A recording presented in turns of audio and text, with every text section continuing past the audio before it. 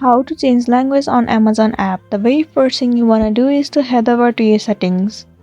Move into apps. Head over to the application Amazon. Tap on storage and cache. Right here you need to clear the cache and the storage of this application.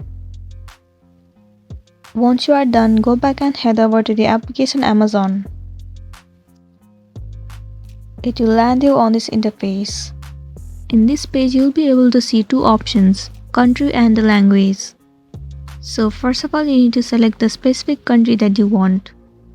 Let me select Canada for now. And then head over to language. At the very top, it will show you all the languages that is available in Canada. Only 2 languages is available, so you need to select it from here. Let me set the language to French. Tap on it. There you go, the language of the Amazon application has been successfully changed. So that's it, and I hope this video is going to be helpful for you. Thank you for staying with us till the end.